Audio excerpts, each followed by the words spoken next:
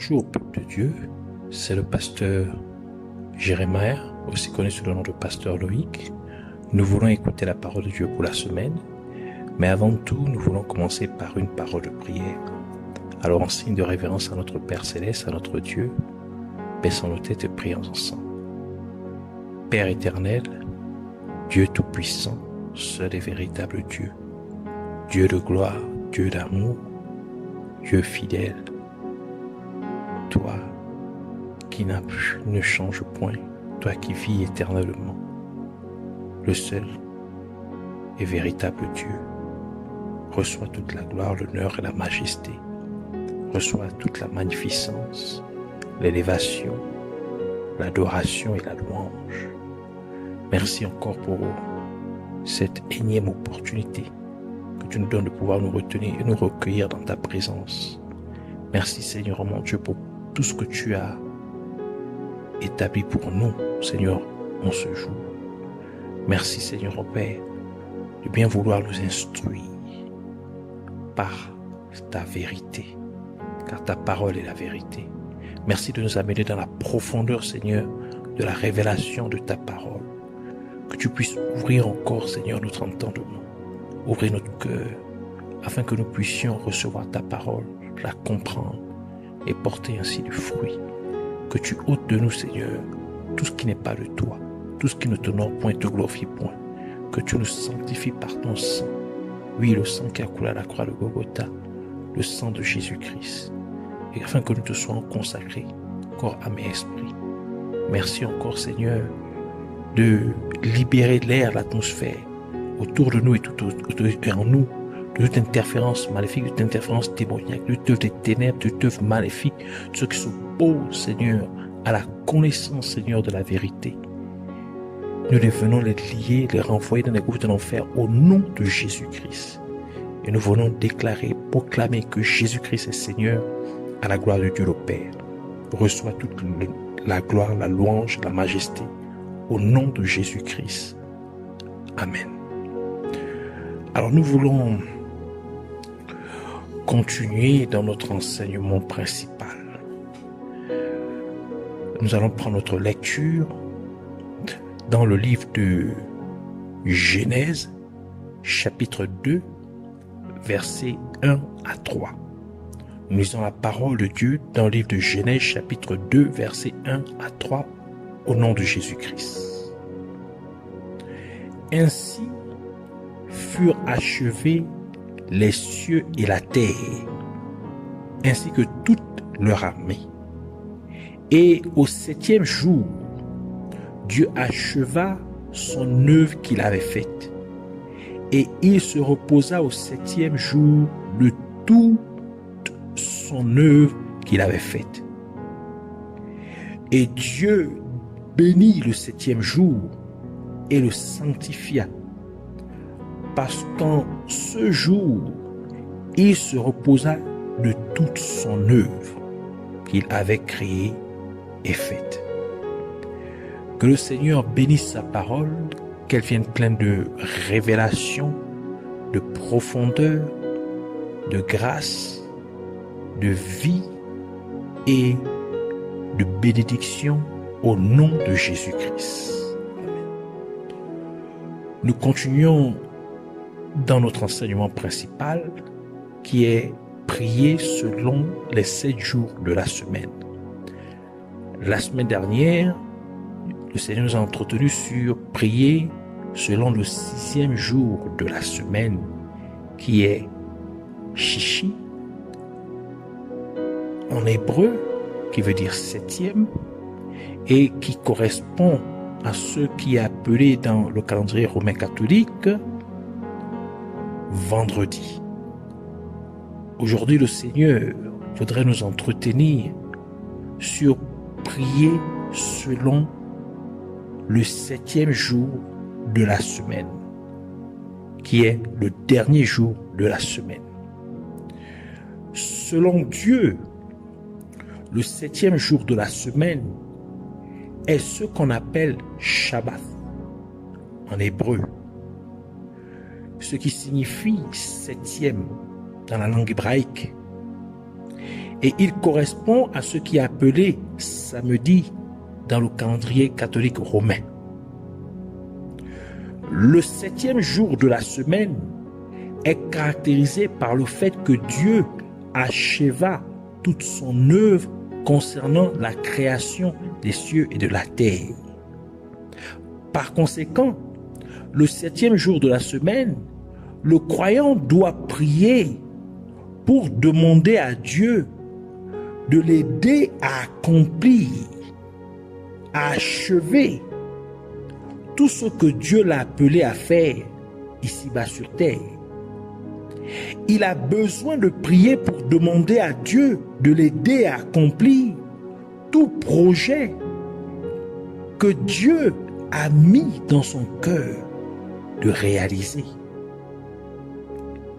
Le croyant doit prier pour demander à Dieu de parfaire la bonne œuvre que Dieu a commencée en lui, telle que la parole de Dieu déclare dans Philippiens chapitre 1, verset 6 qui dit « Je suis persuadé que celui qui a commencé en vous cette bonne œuvre la rendra parfaite pour le jour de Jésus-Christ. »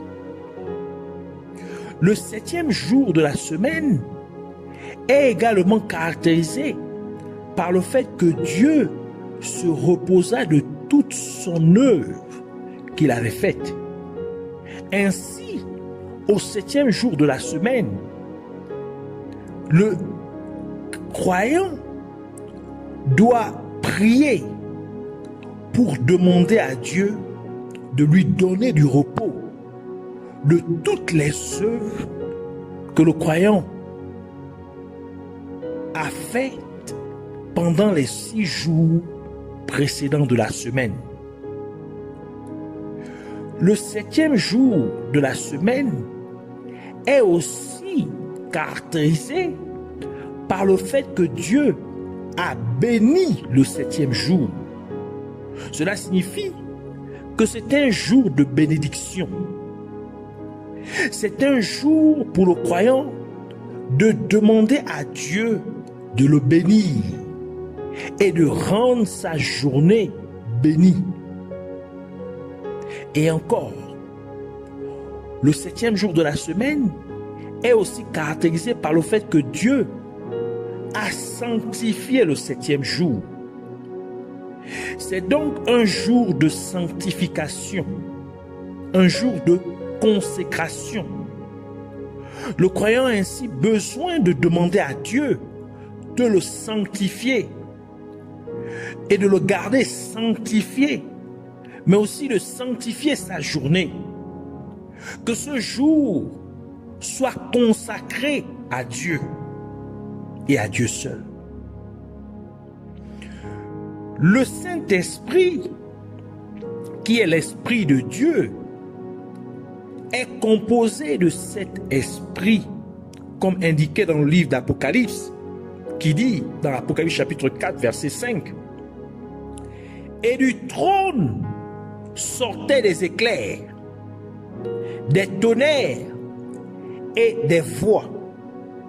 Et il y avait 7 lampes de feu allumées devant le trône, qui sont les 7 esprits de Dieu. » Apocalypse chapitre 1, verset 4 ajoute pour dire « Jean aux 7 églises qui sont en Asie, grâce à vous et paix de la part de celui qui est, qui était et qui vient, et des 7 esprits qui sont devant son trône. »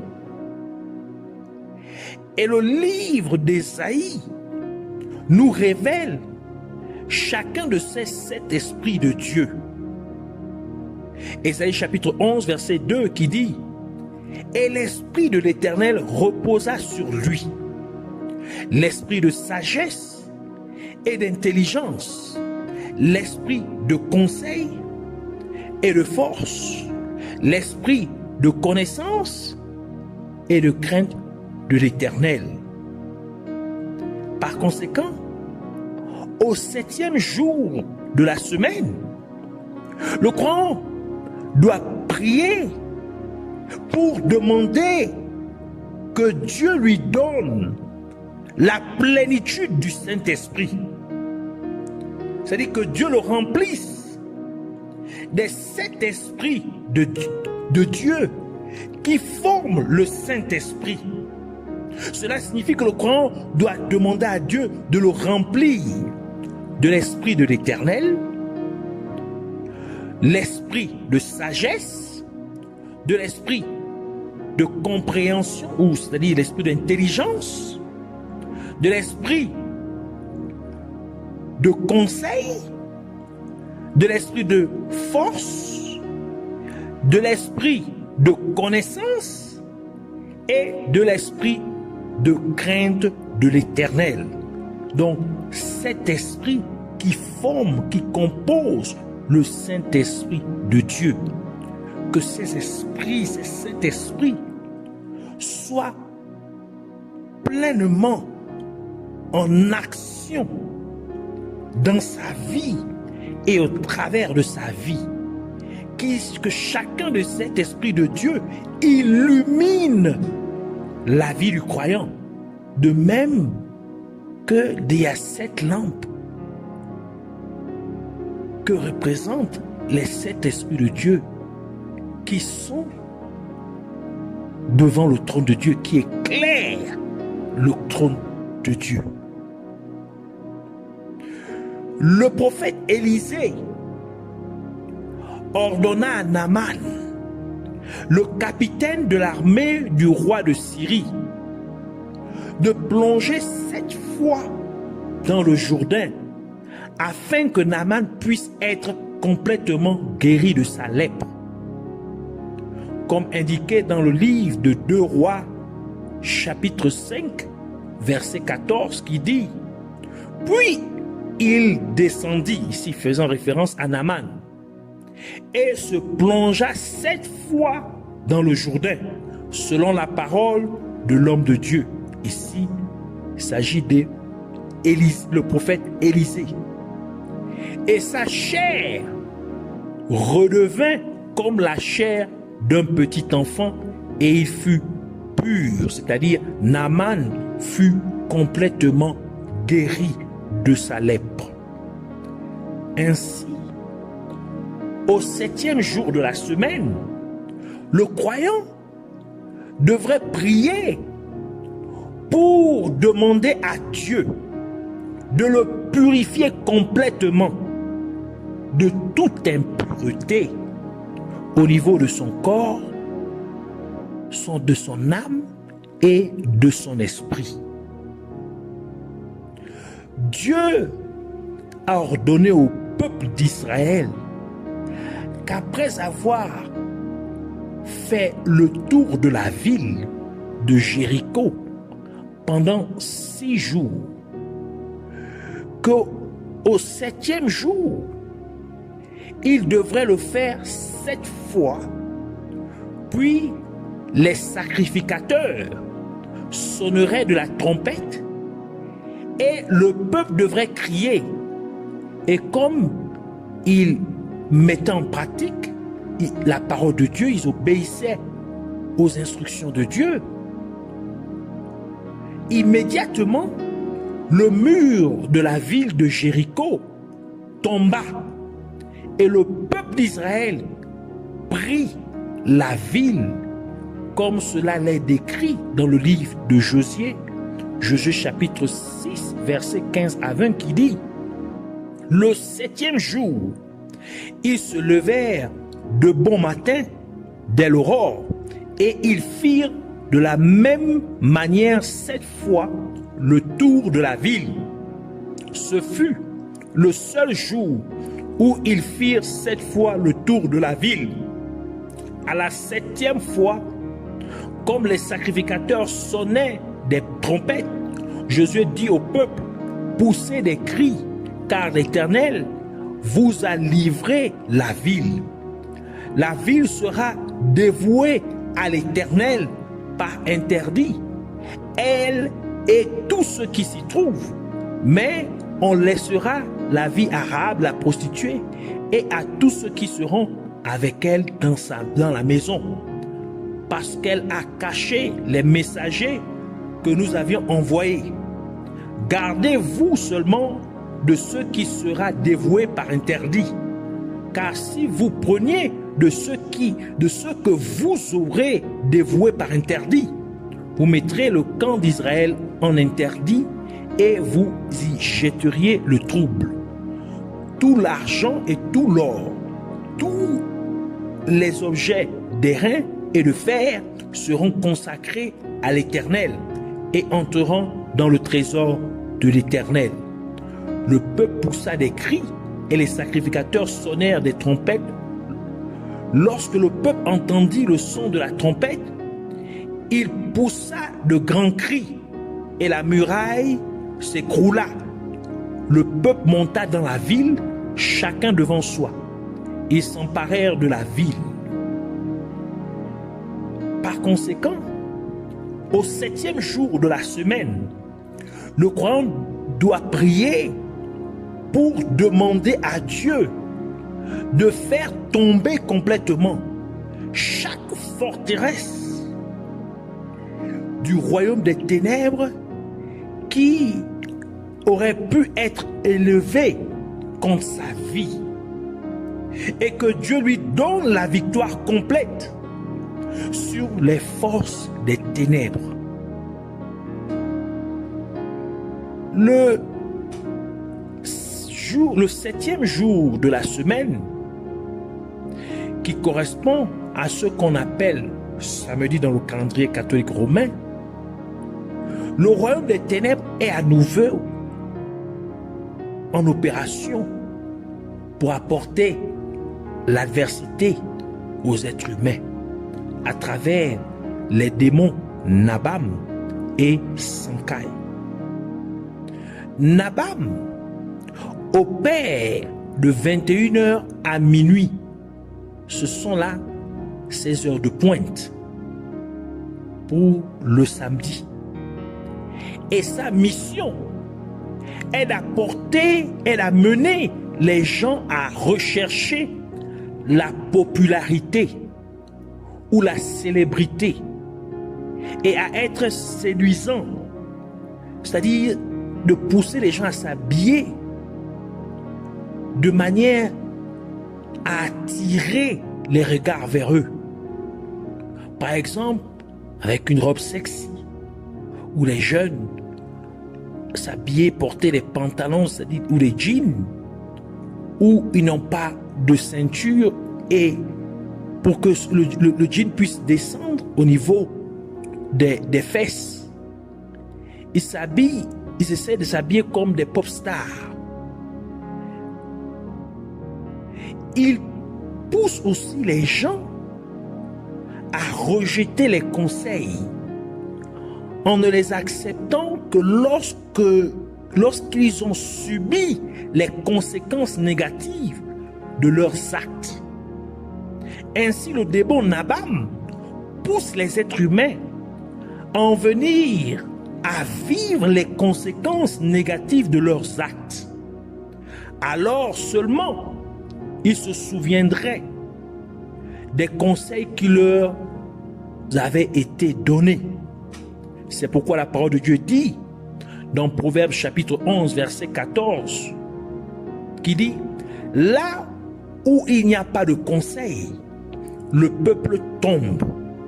Mais dans la multitude de conseillers, il y a la sécurité. » Proverbes chapitre 12, verset 15, qui ajoute pour dire, « La voix de l'insensé est droite à ses propres yeux, mais celui qui écoute les conseils est sage. » Proverbe chapitre 13, verset 10, continue pour dire, « C'est seulement par orgueil qu'on excite des querelles, mais la sagesse est avec ceux qui écoutent les conseils. » Proverbe chapitre 19, verset 20.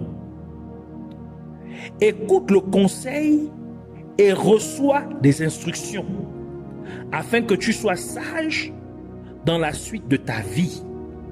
Et Proverbes chapitre 24, verset 6 conclut pour dire: car par un sage conseil, tu feras ta guerre.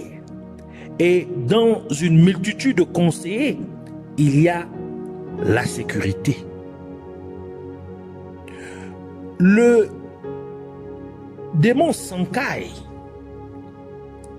est le démon de la musique. Son nom signifie envoûtement. Et ainsi, il rend les gens fanatiques de la musique du monde. Donc, c'est-à-dire, par la musique du monde, il envoûte les gens. Et il enseigne également aux musiciens comment ensorceler les gens en utilisant la musique mondaine. Ce qui amène les gens à s'attacher à la musique profane et à ne point donner de temps à Dieu.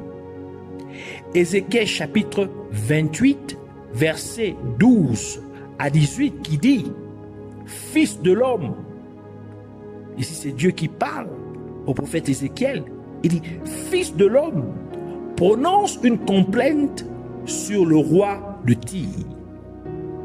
Dis-lui, tu lui diras: ainsi parle le Seigneur l'Éternel.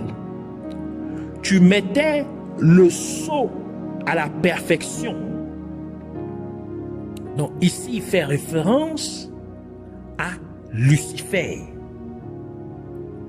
qui se manifestait au travers du roi de Tyr. Et tu étais plein de sagesse, parfait en beauté. Tu étais en Éden, le jardin de Dieu. Tu étais couvert de toute espèce de pierres précieuses, de sardoine, de topaze, de diamant, de chrysolite, d'onyx, de jaspe, de saphir, d'escarboucle, d'émeraude et d'or. Tes tambourins et tes flûtes étaient à ton service, préparés pour le jour où tu fus créé. Tu étais un chérubin protecteur, aux ailes déployées. Je t'avais placé et tu étais sur la sainte montagne de Dieu. Tu marchais au milieu des pierres étincelantes. Tu avais été intègre dans tes voies depuis le jour où tu fus créé jusqu'à celui où l'iniquité a été trouvée chez toi. Par la grandeur de ton commerce, tu as été rempli de violence et tu as péché. Je te précipite de la montagne de Dieu et je te fais disparaître, chérubin protecteur, du milieu des pierres étincelantes. Ton cœur s'est élevé à cause de ta beauté. Tu as corrompu ta sagesse par ton éclat. Je te jette par terre. Je te livre en spectacle au roi. Par la multitude de tes iniquités, par l'injustice de ton commerce, tu as profané tes sanctuaires. Je fais sortir du milieu de toi un feu qui te dévore. Je te réduis en cendres sur la terre aux yeux de tous ceux qui te regardent. Dieu a créé Lucifer et lui a fait porter des instruments de musique sur lui, tels que des tambourins et des flûtes, qui devaient être utilisés par Lucifer pour adorer Dieu. Mais à un certain moment, Lucifer corromput ses voix par orgueil, car il voulait être adoré comme Dieu. D'où il est devenu Satan, c'est-à-dire qui signifie l'adversaire ou l'accusateur. Ainsi Dieu l'a chassé du ciel. D'où Satan est tombé du ciel avec ses instruments et avec ses rythmes et sa musique corrompue. Et il a établi le démon Sankai comme le démon de la musique. Ainsi, il vend le succès, la renommée et l'argent à travers la musique aux êtres humains, même à certains croyants, en échange de leur âme et leur service à obtenir d'autres âmes pour le royaume des ténèbres. Par conséquent, le samedi, les chrétiens doivent prier au nom de Jésus-Christ contre toutes les œuvres des ténèbres qui sont orchestrées pour amener les gens à rechercher la popularité, la vaine gloire et à être séduisants. Les chrétiens doivent prier au nom de Jésus-Christ contre toutes les œuvres des ténèbres qui sont perpétrées pour amener les gens à ne pas accepter les conseils et à ne vivre que pour voir les conséquences négatives de leurs actions. Les croyants doivent prier au nom de Jésus-Christ contre toutes les œuvres des ténèbres qui sont faites pour envoûter les gens avec de la musique profane, la musique mondaine. Le chrétien doit prier pour demander à Dieu au nom de Jésus-Christ d'apporter confusion et désharmonie dans le camp de l'ennemi pendant les heures de pointe du démon Nabam et Sankai, afin que leurs instructions et toutes leurs incantations sataniques ne soient point comprises ni exécutées par tous les démons subordonnés. Il faut aussi prier au nom de Jésus-Christ pour lier tous les démons et autres agents des ténèbres qui sont sous l'autorité de Nabam et Sankai et les chasser dans les abîmes de l'enfer. Le